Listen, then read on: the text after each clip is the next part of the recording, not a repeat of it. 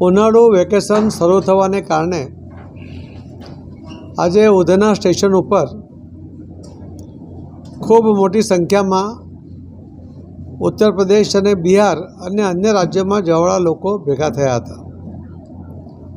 ખૂબ અફરાતફરી થઈ હતી. એક ટ્રેનની અંદર કદાચ 3-4 ટ્રેનના પેસેન્જરો એકસાથે સ્ટેશન પર હતા. થોડી ધક્કામુક્કી પણ થઈ. કેટલાક લોકોની ગરમીને કારણે તબિયત પણ બગડી. એમના માટે તાકીદે એમ્બ્યુલન્સની વ્યવસ્થા પણ કરવાની વ્યવસ્થા ત્યાં સ્થળ પર જ કરવામાં આવી છે.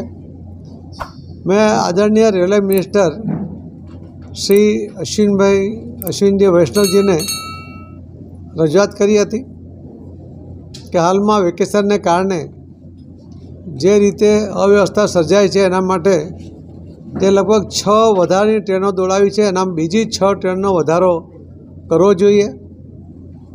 આદરણીય રેલવે મિનિસ્ટર શ્રી અશ્વિનજીએ તરત જ એમણે એ સ્વીકાર્યું ને એમણે આજે જ સૂચનાઓ પણ આપી દીધી છે. ને એટલા માટે યુપી, બિહાર કે અન્ય રાજ્યોમાં જવાવાળા સૌ ભાઈ બહેનોને મારી વિનંતી છે કે 6 નવી ટ્રેન વધારાની આવવાની છે તો ખોટી ભીડ ના કરે. પોતે પહેલાં ટિકિટ લઈ લે, પોતાની વ્યવસ્થા કરે, પછી જ નીકળે. તેનાથી કોઈ અનિચ્છનીય બનાવ ન બને એના માટે તંત્ર પણ કામે લાગ્યું છે. ભારતીય જનતા પાર્ટીના કાર્યકર્તાઓ પણ એમાં મદદરૂપ થઈ રહ્યા છે. સ્થળ પર જઈને એમને વ્યવસ્થા કરી રહ્યા છે.